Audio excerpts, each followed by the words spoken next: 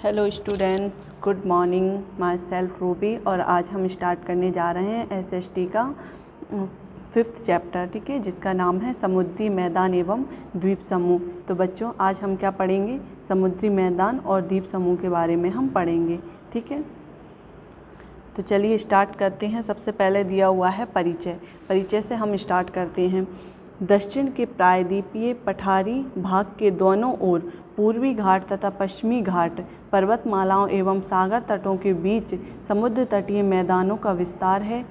स्थिति के आधार पर इन्हें पश्चिमी तथा पूर्वी तटीय मैदानों में विभाजित किया गया है। बच्चों आप सभी को अपने मैप में भी दिख रहा होगा, यहाँ पर कुछ इधर तटीय भाग दिए हुए हैं जो किस कलर में दिए हुए हैं?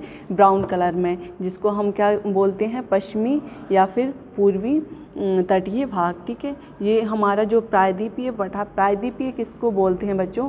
जो 3 ओर से जल से घिरा हुआ हो उसको हम प्रायद्वीपीय क्षेत्र बोलते हैं। जैसे कि हमारी जो इंडिया का मैप है, जो नीचे तीनों तरफ से जल से घिरा हुआ है, जैसे कि पश्चिम में है अरब सागर, पूर्व में है बंगाल की खाड़ी और दक्षिण में क्या है? हिंद महासागर। तो ये 3 ओर से जल से घिरा हुआ है, इसलिए इसको प्रायद्वीपीय भारत या फिर जो पठारी क्षेत्र है इसलिए इसको प्रायद्वीपीय पठारी भाग कहते हैं। तो इसके दोनों ओर पूर्वी घाट तथा पश्चिमी घाट पर्वतमालाओं एवं सागर तटों के बीच समुद्र तटीय मैदान का विस्तार है। तो बच्चों जो हमारा पूर्वी तट है या पश्चिमी तट है, वहाँ पर क्या है? कुछ पर्वतमालाएं हैं, ठीक है। उनकी जो पर्वतमालाओं और सागर के बीच के जो समुद्री मैदान है उसके बारे में आज हम पढ़ेंगे, ठीक है। तो चलिए स्टार्ट करते हैं। भारत का दक्षिणी भाग समुद्र से घिरा है। तो बच्चों भारत का कौन सा भाग जो कि दक्षिणी भाग है वो किससे घिरा हुआ है? समुद्र से, जो कि मैं आपको अभी बता चुकी हूँ, ठीक है, जिसको हम बोलते हैं प्रायद्वीपीय भारत। इसके पश्चिम में अरब सागर, दक्षिण में हिंद महासागर तथा पूर्व में बंगाल की खाड़ी है। बच्चों आप सभी को अपने मैप में भी दिख रहा होगा, पश्चिम में क्या है? अरब सागर है, पूर्व में बंगाल की खाड़ी है और दक्षिण में क्या है? हिंद महासागर है, ठीक है। आप सभी अपनी बुक्स को ओपन रखिए और उसमें देखते चलिए, ठीक है। अरब सागर के तट के साथ साथ फैले मैदान को पश्चिमी तटीय मैदान तथा बंगाल की खाड़ी के तट के साथ साथ फैले मैदान को पूर्वी तटीय मैदान कहते हैं। तो बच्चों अरब सागर जो कि हमारे कहाँ पर है? पश्चिम में, उसके साथ जो फैला हुआ मैदान है, उस तटीय मैदान है, उसको हम क्या बोलते हैं? पश्चिमी तटीय मैदान, जो कि हमारा इसमें ब्राउन कलर से दिख रहा है, ब्राउन कलर का, ऊपर से गुजरात से लेकर नीचे कन्याकुमारी तक, वो क्या है? हमारा पश्चिमी तटीय मैदान, ठीक है बच्चों। तथा बंगाल की खाड़ी के तट के साथ साथ फैले मैदान को पूर्वी तटीय मैदान कहते हैं। तो ये कहाँ से फैला हुआ है बच्चों? बंगाल की खाड़ी जो कि हमारे पूर्व में है उसके साथ फैला हुआ है। और स्टार्ट कहाँ से होता है? ऊपर, सबसे ऊपर पश्चिम बंगाल से लेकर नीचे कन्याकुमारी तक कौन सा तट फैला हुआ है बच्चों? पूर्वी तट, ठीक है। दक्षिण का पठार इन दोनों तटीय मैदानों को एक दूसरे से अलग करता है। जो हमारा बीच वाला क्षेत्र है बच्चों, ये इसको हम बोलते हैं दक्षिण का पठार। तो ये क्या दोनों को अलग कर रहा है? ये हमारा पूर्वी तट है और ये हमारा पश्चिमी तट है, जिसको अलग अलग कौन कर रहा है? ये दक्षिण का पठार, ठीक है बच्चों। ये दोनों मैदान कन्याकुमारी पर आकर आपस में मिल जाते हैं। तो कन्याकुमारी कहाँ पर दी हुई है बच्चों? जो सबसे नीचे एक पॉइंट बना रही हूँ मैं, ये हमारी कन्याकुमारी है। तो जो हमारा पश्चिमी पूर्वी तट और ये पश्चिमी तट कहाँ पर आकर मिल जाता है? कन्याकुमारी पर आकर मिल जाता है, ठीक है बच्चों। समझ में आया है यहाँ तक? चलिए आगे चलते हैं। आगे दिया हुआ है पश्चिमी तटीय मैदान, हेडिंग बनाकर दी हुई है जो कि रेड कलर और येलो कलर से है, ठीक है। हम किसके बारे में पढ़ेंगे? पहले पश्चिमी तटीय मैदान, जो कि हमारा जो इस साइड वाला जो क्षेत्र है उसके बारे में हम पढ़ते हैं। पश्चिमी तटीय मैदान गुजरात से कन्याकुमारी तक फैला हुआ है। तो बच्चों ये हमारा कौन सा क्षेत्र है? गुजरात, और ये सबसे नीचे ये कन्याकुमारी है। तो कहाँ से फैला हुआ है? गुजरात से लेकर कन्याकुमारी तक फैला हुआ है। यह मैदान 3 भागों में विभाजित है, ठीक है बच्चों। इसके उत्तरी भाग में गुजरात तट, तो बच्चों उत्तरी भाग कौन सा हो गया इसका? जो यहाँ से लेकर ये गुजरात वाला क्षेत्र है, इसको क्या बोलते हैं हम? गुजरात तट। ठीक है बच्चों। मध्य भाग में कोंकण तट। तो मध्य भाग कहाँ से कहाँ तक हो जाएगा? ये इतना वाला, ये मध्य भाग कौन सा है हमारा? कोंकण तट। और दक्षिणी भाग को मालाबार तट कहते हैं। ये जो नीचे वाला हिस्सा है ये कौन सा हो गया? मालाबार तट। ठीक है बच्चों, समझ में आया? आगे दिया हुआ है ब्लू कलर से हेडिंग है गुजरात तट, जो हमारे ये गुजरात तट। ठीक है, पहले इसके बारे में पढ़ेंगे हम। गुजरात तट यह पश्चिमी तटीय मैदान का सबसे चौड़ा तट है। तो बच्चों जो हमारा ये गुजरात वाला क्षेत्र है ये क्या है? सबसे चौड़ा तट है, जो कच्छ और खंबात की खाड़ी के मध्य स्थित है। बच्चों कहाँ पर स्थित है? ये हमारी खंबात की खाड़ी है, ये वाली जो खंबात की खाड़ी है, तो ये कहाँ से? कच्छ, इसको बोलते हैं कच्छ। ठीक है, इस वाले क्षेत्र को क्या बोलते हैं? कच्छ। तो यह कच्छ और खंबात की खाड़ी के मध्य स्थित है। अहमदाबाद इस क्षेत्र का प्रसिद्ध नगर है। तो बच्चों ये मैप में दिख भी रहा होगा आप लोगों को, अहमदाबाद उसमें दिया हुआ है। ये क्या है? यहाँ का प्रसिद्ध नगर है। ठीक है, अहमदाबाद। यहाँ तंबाकू व कपास की खेती बहुत अधिक मात्रा में की जाती है। ठीक है बच्चों, जो अहमदाबाद शहर है, नगर है, वहाँ पर किसकी खेती की जाती है? तंबाकू व कपास की खेती की जाती है। खंबात की खाड़ी में खनिज तेल के विशाल भंडार हैं।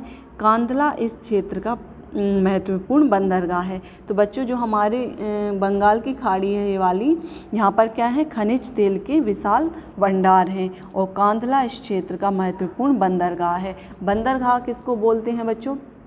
जहाँ पर हमारे जहाज आकर रुकते हैं उस क्षेत्र को हम बंदरगाह बोलते हैं। तो यहाँ का जो प्रमुख या महत्वपूर्ण बंदरगाह कौन सा है? कांधला, जो कि ये यहाँ पर है कांधला बंदरगाह, ये वाला।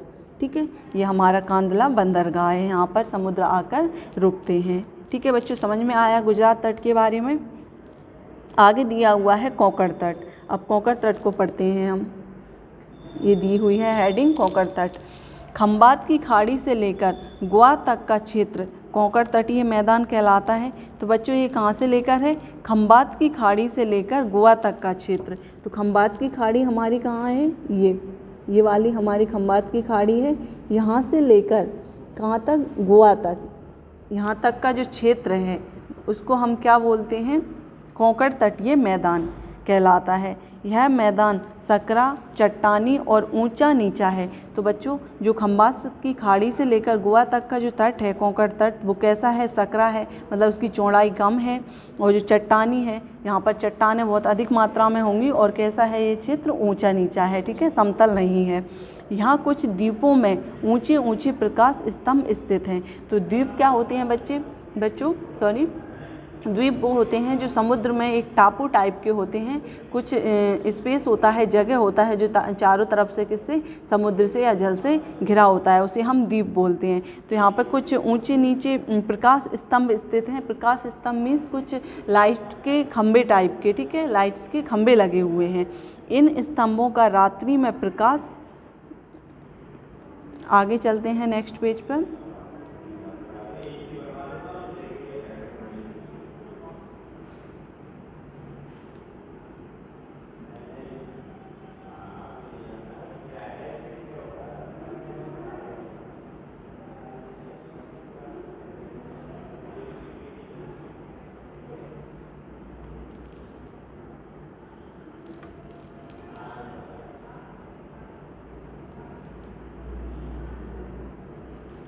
तो चलिए बच्चों नेक्स्ट पेज पर चलते हैं हम। इन स्तंभों पर रात्रि में प्रकाश की व्यवस्था रहती है। ये प्रकाश स्तंभ समुद्री जहाज़ों का मार्गदर्शन करते हैं तथा अंधकार में छिपी हुई चट्टानों से उन्हें सावधान करते हैं।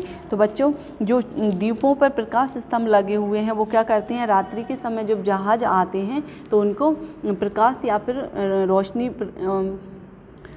प्रोवाइड करवाते हैं, उनका मार्गदर्शन करते हैं। जब वहाँ पर उजाला रहेगा तो वो उन जहाज़ों को समुद्र में अच्छे से दिखाई देता है। ठीक है बच्चों, और जो चट्टानें छिपी होती हैं समुद्र में वो हमें इन प्रकाश स्तंभ के माध्यम से दिख जाती हैं। ठीक है बच्चों, मुंबई इस क्षेत्र का प्रमुख नगर है। यह नगर वस्त्र उद्योग के साथ साथ फिल्म उद्योग का भी एक बड़ा केंद्र है। तो जो हमारा कोंकण तटीय मैदान है, यहाँ का प्रमुख नगर कौन सा है बच्चों? मुंबई। ठीक है, जो किसके लिए जाना जाता है? वस्त्र उद्योग या कपड़ों के उद्योग और फिल्म उद्योग के लिए। ठीक है बच्चों, जो हमारी फिल्म होती है, फिल्म इंडस्ट्री है, वो कहाँ पर है? मुंबई में है। आगे दिया हुआ है, क्या आप जानते हैं मुंबई भारत का सबसे बड़ा प्राकृतिक बंदरगाह है। बच्चों, बंदरगाह के बारे में आप सब जान ही चुके हो, जो जहाँ पर हमारी जहाज़ें आकर रुकती हैं उसको हम बंदरगाह कहते हैं। और इसमें लिखा हुआ है मुंबई भारत का सबसे बड़ा प्राकृतिक बंदरगाह है। तो बच्चों, जो मुंबई बंदरगाह है वो बनाया नहीं गया है, ये प्राकृतिक रूप से यहाँ पर है, और जो क्या भारत का सबसे बड़ा बंदरगाह है। ठीक है बच्चों, समझ आया? आगे दिया हुआ है मालाबार तट। ठीक है, तो अब हम किसके बारे में पढ़ेंगे? मालाबार तट के बारे में। गोवा के दक्षिणी भाग को मालाबार तट कहते हैं। तो बच्चों, जो गोवा से नीचे वाला क्षेत्र है, जो हम पिछले पेज में निकल चुका है हमारा मैप, गोवा से नीचे वाला क्षेत्र है उसको क्या बोलते हैं? मालाबार तट के नाम से जाना जाता है। इस भाग में रेत के अनेक टीले हैं जो लहरों के साथ आए रेत के स्थान स्थान पर जमा हो जाने के कारण बने हैं, इन्हीं लैगूर कहते हैं। तो बच्चों, यहाँ पर क्या है? रेत के टीले हैं, टापू टाइप के बन जाते हैं जो कि लहरों के साथ आए रेत के स्थान स्थान पर जमा हो जाने के कारण बनते हैं, जिन्हें हम क्या बोलते हैं? लैंगूर बोलते हैं। ठीक है, लैंगूर बोलते हैं। लैंगूर नहरों द्वारा एक दूसरे से जुड़े होते हैं। तो जो लैंगूर होते हैं वो किससे? नहरों द्वारा एक दूसरे से जुड़े होते हैं। मालाबार तट पर भारी वर्षा होने के कारण यहाँ दूर दूर तक हरियाली नज़र आती है। तो बच्चों, जो मालाबार तट है वहाँ पर क्या भारी मात्रा में बारिश होती है। अब जहाँ पर भारी मात्रा में बारिश होगी वहाँ पर हरियाली तो ज़रूर होती है। ठीक है, तो यहाँ पर दूर दूर तक हरियाली नज़र आती है। यह तट मछली उद्योग का प्रमुख केंद्र है। तो जो हमारा मालाबार तट है वो किस उद्योग के लिए का प्रमुख केंद्र है? मछली उद्योग का। ठीक है, समुद्र के किनारे है तो यहाँ पर मछलियाँ बहुत मात्रा में पाई जाती हैं, तो यहाँ पर मछली उद्योग का प्रमुख केंद्र है। आगे दिया हुआ है, क्या आप जानते हैं कोचीन मालाबार तट का मुख्य बंदरगाह है। तो बच्चों, गुजरात तट का प्रमुख बंदरगाह क्या था? कांदला। और कोंकण तट का प्रमुख बंदरगाह था मुंबई। और मालाबार तट का प्रमुख बंदरगाह कौन सा है? कोचीन, जो कि कहाँ पर है? कोच्चि में। ठीक है बच्चों, आगे दिया हुआ है, आपने क्या सीखा? अभी तक हमने जो पढ़ा है उसमें क्या सीखा? ठीक है बच्चों, कुछ प्रश्न दिए हुए हैं जिनको हमें आंसर देना है। पहला प्रश्न दिया हुआ है, खंबात की खाड़ी में किसके विशाल भंडार हैं? तो बच्चों, जो खंबात की खाड़ी है उसमें किसके विशाल भंडार थे? खनिज व तेल के। ठीक है, तो किसके विशाल भंडार हैं? खनिज व तेल के। आगे दिया हुआ है सेकंड क्वेश्चन, समुद्री जहाज़ों का मार्गदर्शन कौन करते हैं? तो प्रकाश स्तंभ। ठीक है बच्चों, जो हम पढ़ चुके हैं, कोंकण तट में दिए हुए थे, कुछ द्वीपों पर प्रकाश स्तंभ बना दिए जाते हैं जिससे समुद्री जहाज़ों को प्रकाश की मार्गदर्शन होता है, प्रकाश उपलब्ध होता है। ठीक है, तो समुद्री जहाज़ों का मार्गदर्शन कौन करते हैं? प्रकाश स्तंभ। ठीक है,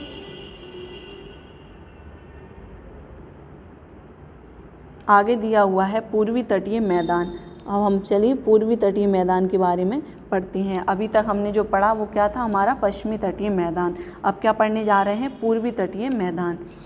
पूर्वी तटीय मैदान गंगा के मुहाने से कन्याकुमारी तक फैला हुआ है।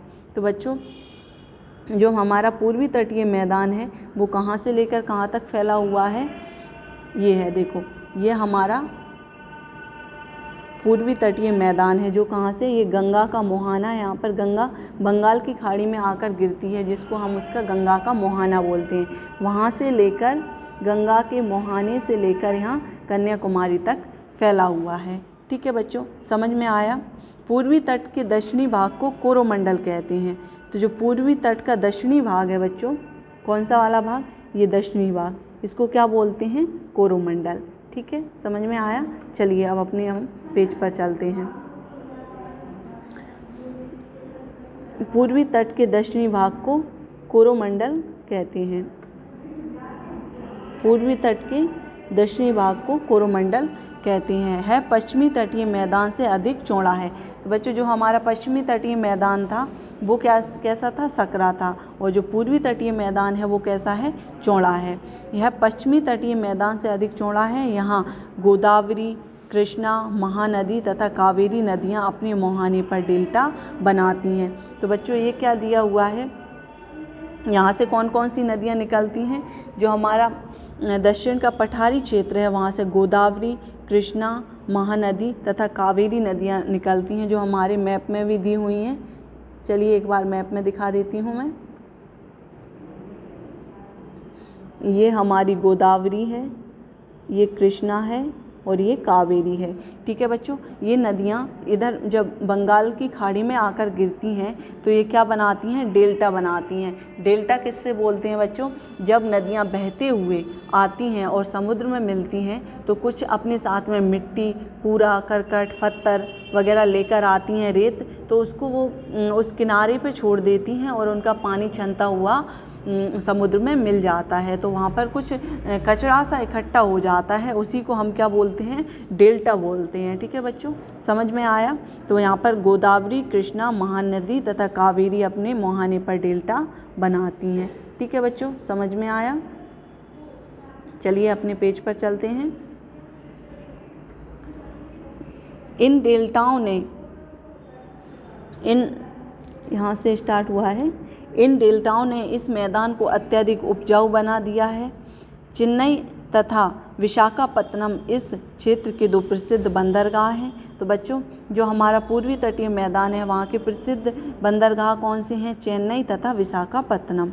समुद्री तट के पास छोटे छोटे कई चट्टानी द्वीप हैं। इन द्वीपों पर प्रकाश स्तंभ बनाए गए हैं। तो यहाँ पर भी कुछ द्वीप हैं जिन पर प्रकाश स्तंभ बनाए गए हैं, जो किसका, जहाज़ों का मार्गदर्शन करते हैं। ठीक है बच्चों, समझ में आया। चलिए आगे दिया हुआ है, क्या आप जानते हैं। तो यहाँ पर चेन्नई का मरीना बीच देश का सबसे लंबा समुद्री तट है। तो बच्चों चेन्नई पर एक बीच है जिसका नाम है मरीना, जो कि देश का सबसे लंबा समुद्र तट है। ठीक है, चेन्नई का मरीना बीच देश का सबसे लंबा समुद्र तट है। चलिए अब आगे चलते हैं हम नेक्स्ट पेज पर, जहाँ पर दिया हुआ है भारत के द्वीप समूह। तो अब कुछ बच्चों द्वीप समूह के बारे में पढ़ेंगे। ठीक है, पृथ्वी पर भूमि के छोटे छोटे भाग जो चारों ओर से जल से घिरे होते हैं उन्हें हम द्वीप कहलाते हैं। भारत में अनेक छोटे तथा बड़े द्वीप स्थित हैं। इनमें से 2 द्वीप समूह मुख्य हैं। तो ये 2 द्वीप समूह कौन कौन से हैं, पहला है अंडमान एवं निकोबार द्वीप समूह और दूसरा कौन सा है बच्चों, लक्षद्वीप समूह। ठीक है, तो हम सबसे पहले पढ़ेंगे अंडमान एवं निकोबार द्वीप समूह के बारे में। ठीक है, यह द्वीप समूह बंगाल की खाड़ी में स्थित है। तो बच्चों अंडमान एवं निकोबार द्वीप समूह कहाँ पर स्थित है, बंगाल की खाड़ी में, जो हमारी मैप के कौन से साइड में है, भारत के पूर्वी साइड में है। ठीक है, बंगाल की खाड़ी। इस द्वीप समूह में छोटे छोटे लगभग 293 द्वीप हैं। तो बच्चों जो अंडमान एवं निकोबार द्वीप समूह है उसमें कितने द्वीप हैं, 293। ठीक है, द्वीप क्या होते हैं, समुद्र के बीच में कुछ भूमि होती है जो चारों तरफ से किससे, जल से घिरी होती है, उसको द्वीप कहते हैं। तो ऐसे कितने द्वीप हैं अंडमान निकोबार द्वीप समूह में, 293।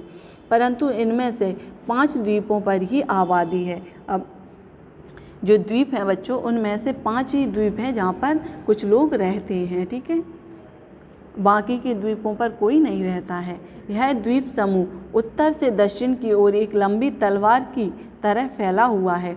तो ये जो द्वीप समूह है बच्चों वो इस प्रकार से फैला हुआ है, उत्तर से लेकर दक्षिण की तरफ इस प्रकार से। इसमें छोटे छोटे से ये द्वीप हैं। कितने द्वीप हैं, 293, जो किसकी तरह दिखाई देते हैं, एक तलवार की तरह। ठीक है बच्चों,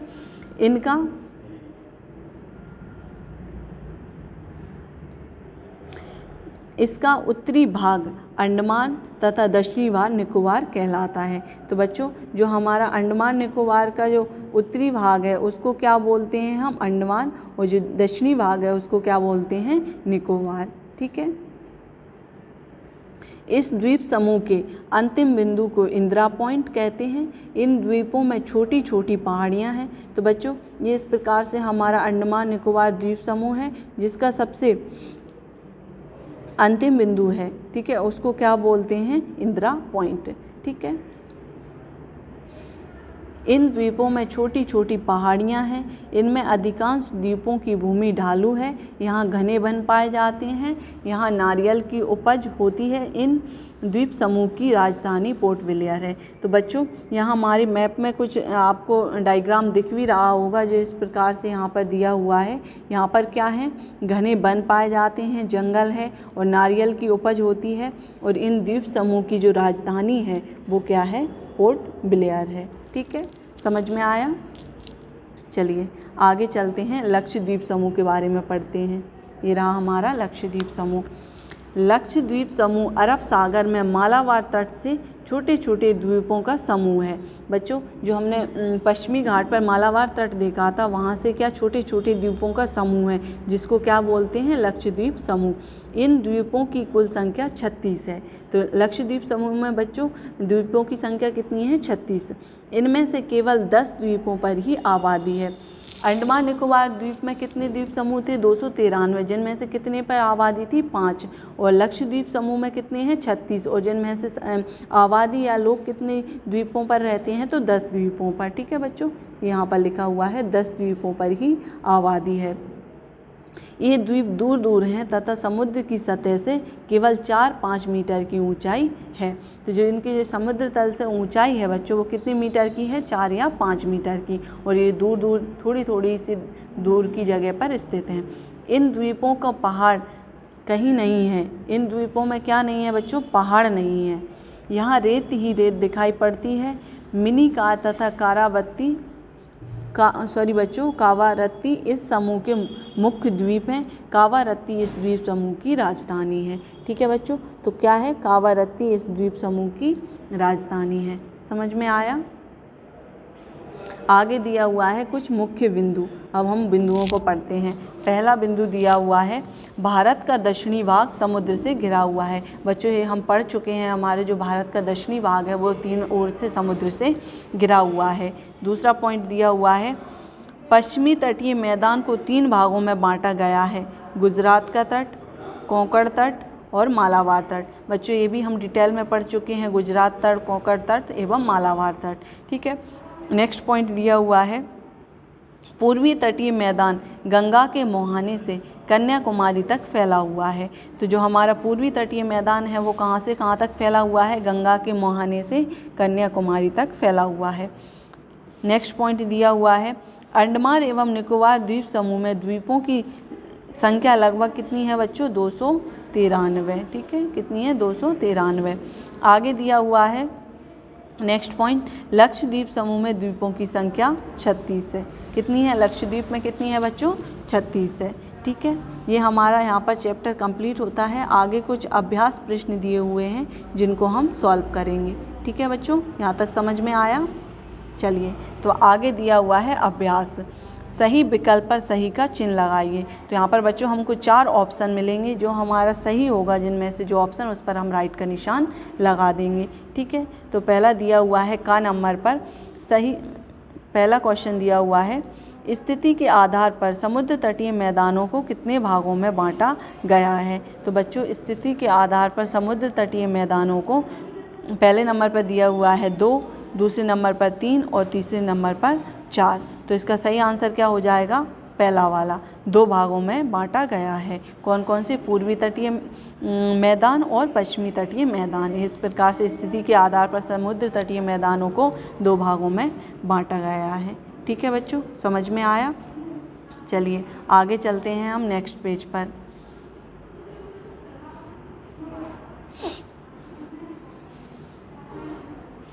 दूसरा क्वेश्चन दिया हुआ है, भारत का दक्षिणी भाग किससे घिरा हुआ है। पहले नंबर पर दिया हुआ है नदी से, दूसरे नंबर पर दिया हुआ है पर्वतों से और तीसरे नंबर पर दिया हुआ है समुद्रों से। तो बच्चों जो हमारा भारत का दक्षिणी भाग है वो किससे घिरा हुआ है? समुद्र से। तो जिसका जो तीसरा वाला ऑप्शन है वो राइट हो जाएगा। ठीक है, तो उस पर हम राइट का निशान लगा देंगे। ठीक है, समझ में आया? आगे पढ़ते हैं। तीसरा क्वेश्चन दिया हुआ है, पश्चिमी तटीय मैदान के उत्तरी भाग में कौन सा तट है? तो पश्चिमी जो तटीय मैदान है उसके उत्तरी भाग में कौन सा तट है? पहले नंबर पर दिया हुआ है गुजरात तट, दूसरे नंबर पर कोंकण तट और तीसरे नंबर पर मालाबार तट। तो बच्चों जो पश्चिमी तटीय मैदान था उसको हमने डिटेल में पढ़ा था और उसके सबसे ऊपर कौन सा है? गुजरात तट, फिर कोंकण तट और फिर उसके बाद मालाबार तट। तो सबसे उत्तरी में कौन सा है? गुजरात तट। तो हमारा सही आंसर क्या हो जाएगा? पहले नंबर का गुजरात तट। उस पर हम राइट का निशान लगा देंगे। ठीक है, चलिए नेक्स्ट चलते हैं फोर्थ नंबर पर। अहमदाबाद में किसकी खेती बहुत अधिक मात्रा में की जाती है? पहले नंबर पर है तंबाकू, दूसरे नंबर पर है कपास और तीसरे नंबर पर दिया हुआ है दोनों। तो बच्चों जो अहमदाबाद है जो कि गुजरात में स्थित है ये नगर, तो यहाँ पर तंबाकू और कपास दोनों की खेती होती है। तो इसका राइट आंसर क्या हो जाएगा? तीसरे नंबर का। उस पर हम राइट का निशान लगा देंगे। ठीक है, समझ में आया? चलिए आगे चलते हैं फिफ्थ नंबर के क्वेश्चन पर। लक्षद्वीप समूह में द्वीपों की संख्या कितनी है? पहले नंबर पर दिया हुआ है 20, दूसरे नंबर पर दिया हुआ है 26 और तीसरे नंबर पर 36। तो बच्चों इसका जो राइट आंसर हो जाएगा वो तीसरे नंबर का हो जाएगा। ठीक है, 36 द्वीपों की संख्या है लक्षद्वीप समूह पर। ठीक है बच्चों, समझ में आया? चलिए आगे चलते हैं।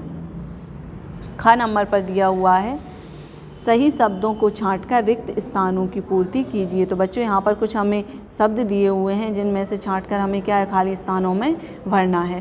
पहला दिया हुआ है गुजरात का महत्वपूर्ण बंदरगाह है। तो गुजरात का महत्वपूर्ण बंदरगाह क्या है बच्चों? कांदला। ठीक है, कांदला पहले वाले में हम लिख देंगे खाली स्थान में कांदला। दूसरा दिया हुआ है मालाबार तट का मुख्य बंदरगाह। तो मालाबार तट का बच्चों जो कोचीन बंदरगाह है वो वहाँ का मुख्य बंदरगाह है। तो दूसरे खाली स्थान में हम क्या भर देंगे? कोचीन।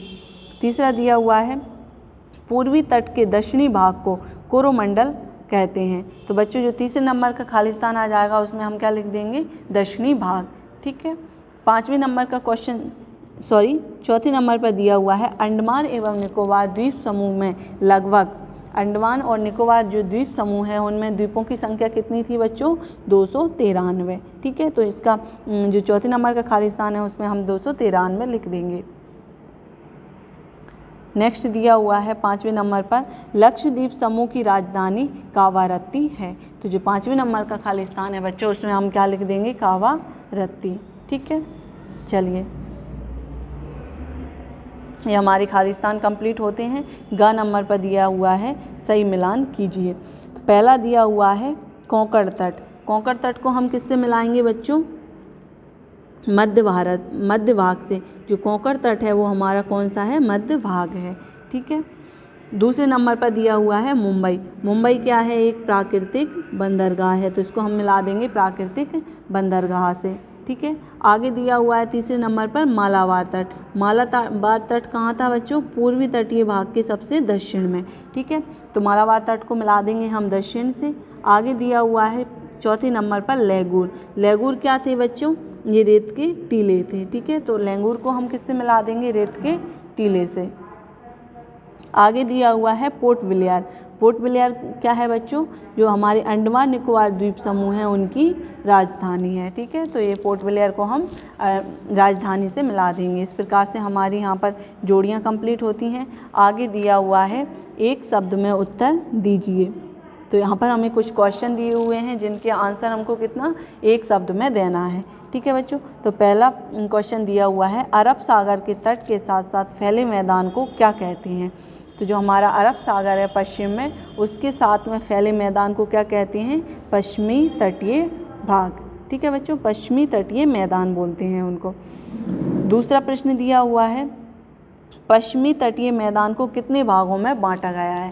तो पश्चिमी तटीय मैदान को बच्चों 3 भागों में बांटा गया था। पहले नंबर पर था गुजरात तट, दूसरे नंबर पर था कोंकण तट और तीसरे नंबर पर था मालाबार तट। तो इसका आंसर क्या हो जाएगा बच्चों? 3। ठीक है, आगे दिया हुआ है तीसरा प्रश्न गोवा के दक्षिणी भाग को किस नाम से जाना जाता है? तो जो गोवा से नीचे वाला भाग था बच्चों उसको हम मालाबार तट बोलते हैं। ठीक ठीक है। आगे दिया हुआ है चौथे नंबर का क्वेश्चन, देश का सबसे लंबा समुद्री तट कौन सा है। तो बच्चों हमने अभी पढ़ा था देश का सबसे लंबा समुद्र तट कहाँ था, चेन्नई में मरीना बीच। तो इसका आंसर क्या हो जाएगा, मरीना बीच।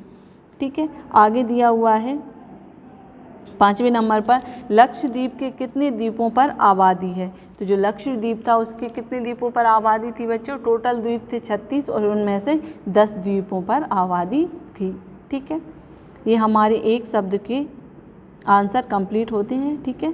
आगे दिया हुआ है 9 नंबर पर, निम्नलिखित प्रश्नों के उत्तर दीजिए। तो यहाँ पर कुछ हमें प्रश्न दिए हुए हैं जिनके हमें उत्तर देना है। ठीक है बच्चों, इसके लिए हम नेक्स्ट पेज पर चलते हैं। यहाँ पर हमने प्रश्न और उत्तर दोनों लिखे हुए हैं। ठीक है। पहला प्रश्न दिया हुआ है, पश्चिमी तटीय मैदान को कितने भागों में बांटा गया है, नाम लिखिए। जो हमारा पश्चिम का तटीय मैदान था उसको कितने भागों में बांटा गया है, उनके हमें नाम भी लिखना है। तो इसका उत्तर होगा बच्चों, पश्चिमी तटीय मैदान को 3 भागों में बांटा गया है। नंबर 1 गुजरात तट, नंबर 2 कोंकण तट और नंबर 3 मालाबार तट। ठीक है बच्चों, समझ में आया।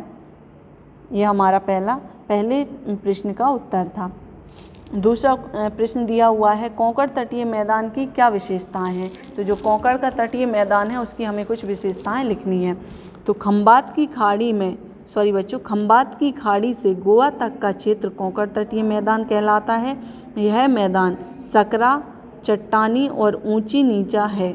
ठीक है। मुंबई इस क्षेत्र का प्रमुख नगर है। तो ये कुछ क्या थी, कोंकण तटीय मैदान की विशेषताएं थी। ये कहाँ पर स्थित है, खंबात की खाड़ी से गोवा तक का क्षेत्र कोंकण तटीय मैदान कहलाता है। यह मैदान सकरा, चट्टानी और ऊंचा नीचा है। मुंबई इस क्षेत्र का प्रमुख नगर है। ठीक है बच्चों। आगे दिया हुआ है तीसरा प्रश्न, लेंगुर क्या है, ये कैसे बनते हैं। लेंगुर रेत के टीले होते हैं बच्चों, जो लहरों के साथ आए रेत के स्थान स्थान पर जमा हो जाने के कारण बनते हैं। तो लेंगुर क्या होते हैं बच्चों, रेत के टीले होते हैं जो लहरों के साथ, जब समुद्र की लहरें आती हैं उनके साथ आए रेत के स्थान स्थान पर जमा हो जाने के कारण बनते हैं। ठीक है बच्चों, समझ में आया। नेक्स्ट प्रश्न दिया हुआ है 4th नंबर का, द्वीप किसे कहते हैं, भारत में स्थित द्वीपों के नाम लिखिए। तो इसका उत्तर होगा, पृथ्वी पर भूमि के छोटे छोटे भाग जो चारों ओर से जल से घिरे होते हैं। बच्चों मैं आपको बता चुकी हूँ पृथ्वी का कुछ भूमि होती है, पृथ्वी पर कुछ भूमि होती है जो छोटे छोटे भागों में विभाजित होती है, जो चारों ओर से जल से घिरी होती है, उसे द्वीप कहते हैं। भारत में स्थित द्वीपों के नाम निम्न हैं। नंबर 1 पे दिया हुआ है अंडमान निकोबार द्वीप समूह और दूसरा है लक्षद्वीप समूह। ठीक है बच्चों, तो इसका आंसर होगा, हम एक बार और पढ़ते हैं, पृथ्वी पर भूमि के छोटे छोटे भाग जो चारों ओर से जल से घिरे होते हैं द्वीप कहलाते हैं। भारत में स्थित द्वीपों के नाम निम्न हैं। नंबर 1 है अंडमान एवं निकोबार द्वीप समूह और दूसरे नंबर पर है लक्षद्वीप समूह। ठीक है बच्चों, समझ में आया। आगे चलते हैं हम नेक्स्ट पेज पर। लास्ट क्वेश्चन दिया हुआ है हमारा, भारतीय द्वीप समूह के विषय में संक्षेप में बताइए। तो जो हमारे भारत के द्वीप समूह हैं उनके बारे में हमें क्या संक्षेप में लिखना है। तो इसका उत्तर होगा, भारतीय द्वीप समूह में से अंडमान एवं निकोबार द्वीप समूह बंगाल की खाड़ी में स्थित है। जो अंडमान एवं निकोबार द्वीप समूह है वो बच्चों कहाँ पर स्थित है, बंगाल की खाड़ी में। इस द्वीप समूह में 293 द्वीप हैं। ठीक है बच्चों। लक्षद्वीप समूह अरब सागर के मालाबार तट से छोटे छोटे द्वीपों का समूह है। इन द्वीपों की कुल संख्या 36 है। ठीक है बच्चों, यहाँ पर हमारे क्वेश्चन के आंसर भी कंप्लीट होते हैं और इसी के साथ हमारा ये चैप्टर पूरा कंप्लीट होता है। मुझे उम्मीद है आप सभी बच्चों को बहुत अच्छे से समझ आया होगा। अगर फिर भी कोई परेशानी आती है, डाउट्स होते हैं, तो आप हमें कमेंट्स करके बता सकते हैं और इसके आगे हम नेक्स्ट वीडियो में मिलेंगे। तब तक के लिए आप सब खुश रहिए, ठीक है, और घर पे रहिए, सुरक्षित रहिए। Thank you.